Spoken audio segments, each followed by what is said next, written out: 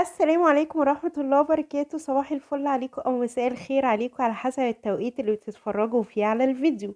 النهاردة إن شاء الله بإذن الله هنعمل البيتي فور الاقتصادي بدون زبدة، بدون حليب، مفيش مكنة، مفيش كيس حلواني دايب دوب، حاجة كده يامي، تحفة بجد. لأول مرة في حياتي أعمله والحمد لله ببركة الله، حاجة فاخر من الآخر. كل اللي هيعمله بالطريقة دي ان شاء الله هتعجبه جدا، مقادير مظبوطة جدا. بصوا، زي ما بقول لكم بجد حاجة من الاخر. هنمشي مع بعض واحدة واحدة بأبسط الطرق، ونتيجة بإذن الله بفضل الله مضمونة 100%. ولو كنت يا قمر اشطر مني وسبقتيني او اشتريتي، مفيش مشكلة خالص، ممكن نعمله تاني بعد العيد. حاجة اصلا مفيدة وجميلة ونقدر نعملها في اي وقت. مقاديري النهاردة هعمل بكيلو دقيق.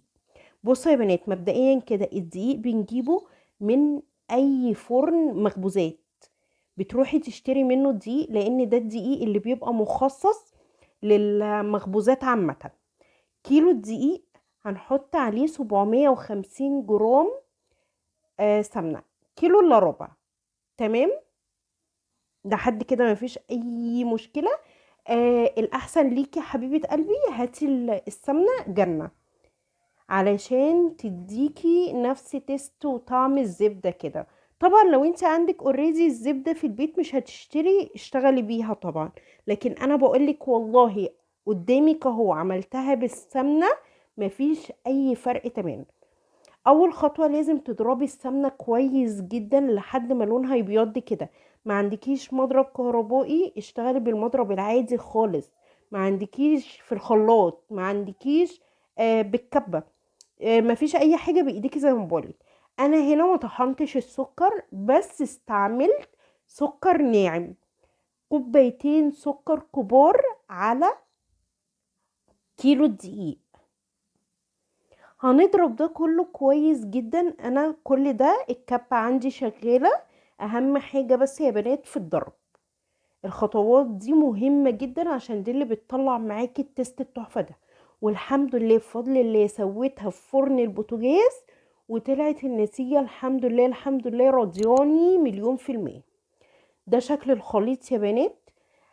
انا هنا هنزل باربع بيضات، هنزل ببيضة بيضة.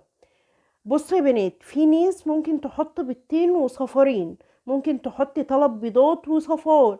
لا، انا نزلت بالاربع بيضات كاملين، والنتيجة ما شاء الله تبارك الله. كل بيضة بنزل عليها كيس فانيليا، بس انا حطيت في الاخر كيس كمان اضافي، يعني على الكيلو حطيت 5 اكياس فانيليا. امشي بالخطوات دي بالظبط وان شاء الله هيعجبك جدا وهتتعجبي. عايزه اقول لكم يا بنات انا كنت بشتريه، يعني انا عمري ما عملت البوتيفور بسبب ان انا ما عنديش المكنه، وبرضو جبت الكيس الحلواني قبل كده ومن اول استخدام اتقطع، فاللي هو كنت متعقده منه. فالسنه دي طبعا الحاجه غاليه جدا جدا جدا، ربنا يرحمنا. واحنا عندنا اطفال يعني ما ينفعش نمنعهم من حاجه، فبنجيب بقى وبنعمل اللي على قدنا. والله واستعنت بالله كده وقلت انا هجرب الكيلو، وان شاء الله باذن الله هيطلع الحمد لله. والحمد لله بفضل الله. عايزه اقول لكم والله قلت يا ريتني كنت زودت، بس الحمد لله على كده. وبعد العيد ان شاء الله في اي وقت عايزين نعمل نبقى نعمل.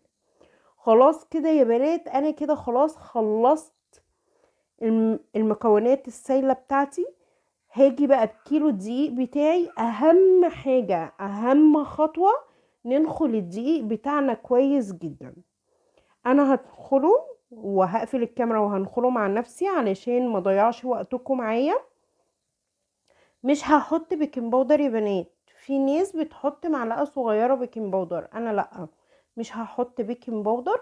وهشيل معلقتين دقيق من الكيلو وهحط مكانهم معلقتين نشا. دي التركية اللي ان شاء الله هتوديهولك في حتة تانية. زي ما بقولك ريحته كانت جايبة لاخر الشارع الحمد لله وبفضل الله. وكل اللي داقه بجد عجبه الحمد لله. ذرة ملح لا تذكر، دي سنة يا بنات.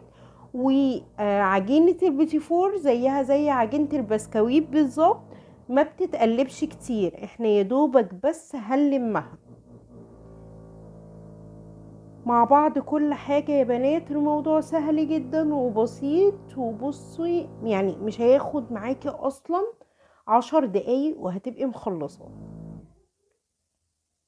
انا كده خلاص يعتبر خلصت، هقلب بس هلم العجينة ديت، وبعد كده هقسمها نصين، هعمل نص سادة ونص شوكليت. حطيت معلقتين كاكاو خام على معلقة سمنة، عشان لو نزلت بالكاكاو الخام على العجينة كده هينشفها لك وهتبقى ناشفة معاكي، ومش هيديكي نفس التست بتاع العجينة السادة. فلازم تعجني المعلقتين الدقيق بمعلقة سمنة علشان يبقى نفس المعيار والعجينة بالظبط. بصوا يا بنات انا بلم، يعني انا ما بعجنش. نتأكد بس ان احنا دخلنا كل الدقيق جوه الخليط، وادي الجزء السادة وادي الجزء اللي بالشوكولاتة. بصوا يا بنات العجينة شكلها عاملة ازاي، ما شاء الله تبارك الله، حاجة كده زي الفل. انا مش هدهن الصينية بتاعتي اي حاجة، وهمسكها هعملها كور صغيرة جدا، وهحطها وهدخلها في فرن درجة حرارته 180 تحمر من تحت. هنفتح حاجة بسيطة الشواية من فوق، وبألف هنا وشفا على قلوبكم. بجد والله حاجة زي ما قلت لكم في اول الفيديو فاخر من الاخر. ان شاء الله باذن الله الوصفة هتعجبكم جدا، وهتدعولي ان شاء الله. دمتم في امان الله، وهتوحشوني لحد الفيديو الجاي.